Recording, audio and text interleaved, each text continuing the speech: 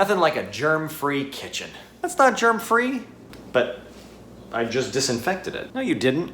You made 3 big mistakes. Apparently, I didn't use nearly enough disinfectant. Sprays are made up of tiny, tiny droplets, and it turns out that when those tiny droplets hit a surface, they don't really spread out that much. So right here, the surface is in direct contact with the disinfectant, so there's germ killing happening. But right here, there isn't. Also, if there's gunk or dirt, it can actually shield viruses and bacteria, kind of like an umbrella. So what you want to do is you want to clean with soap and water first, and then disinfect. And you have to use a lot of disinfectant. Hey, little guy. Don't just moisten a surface, you have to fully wet it. And that means using a lot more disinfectant than you think you need. By the way, this applies to wipes too. If you read the label, it usually says something like, use enough wipes to fully wet the surface. That's a lot of wipes. Okay, how am I doing? I mean, yeah, fine. All right, next mistake. I also didn't give my disinfectant enough time to fully do its job before wiping it away. Once this is wet, you need to let it sit for way longer than you think. Why? Well, we don't know the exact details of how active ingredients in disinfectants react with germs to kill them, but we can nevertheless write it out as kind of a general chemical reaction.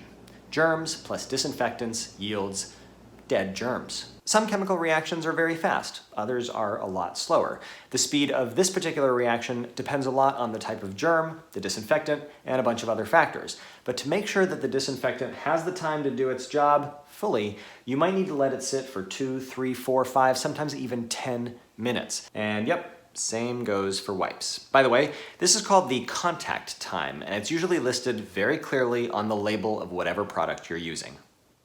How was that? So I should go on to the third thing? Great. Speaking of the product you're using, I wasn't using a disinfectant at all.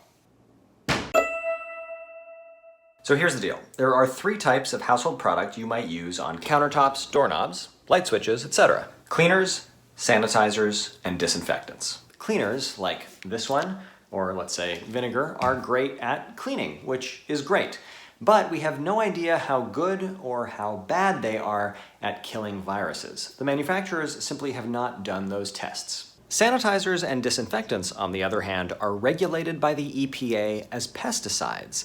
And the EPA has strict rules about what can be labeled a sanitizer versus a disinfectant. Generally speaking, sanitizers are tested against only bacteria.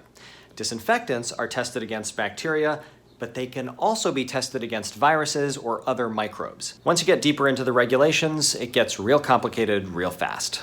But let's be real. What you actually want to know is, does the product you're using kill the new coronavirus? Because this virus is so new, there hasn't been enough time to study what products destroy it. But the EPA has put together a list of products they expect will do the job based on research with viruses that are more difficult to kill than SARS-CoV-2, like rhinovirus, or research with viruses that are similar to SARS-CoV-2, like other human coronaviruses. The best way to make sure a product has the EPA's blessing is to go online and ask the EPA. So you don't literally ask the EPA, but if you go online and check their website, you'll find something called List N.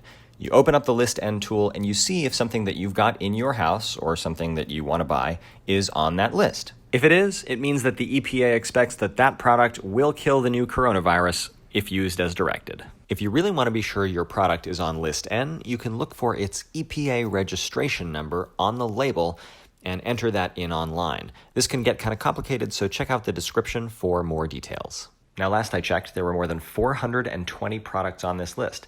So there's actually a pretty good chance that something in your house is on it. 420 products. Nice. Okay, so what's the bottom line? Basically, if you want to be sure that you're killing 99.9% of bacteria and viruses, start off by using the right product, use enough of it, and let it sit long enough for it to be able to fully do its job. You'll find detailed instructions on all of those things on the label. Can't escape the fine print.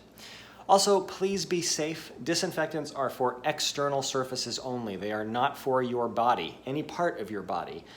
They can't tell the difference between a virus particle and a lung cell, and they will happily destroy both of those things. So, Please don't eat, drink, inhale, inject, hotbox, lick, or otherwise insert any disinfectant into any part of your body.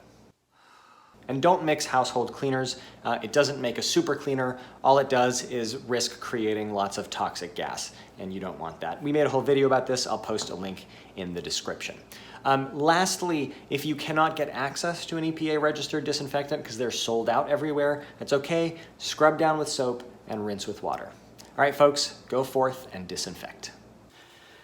I'll give you a little video like a D. Okay, where were the animators on this? Like, do they even do anything anymore? You know, you could have animated like half this video instead of have to look at your face. The best part of this video were the like 10 seconds that I was in, but you, just awful, awful. Go back to writing. Don't try and be on camera. It's not good for anyone involved. Just let Sam do it, okay? What are you even doing here, all right? Stick to producing, okay? Stick to producing.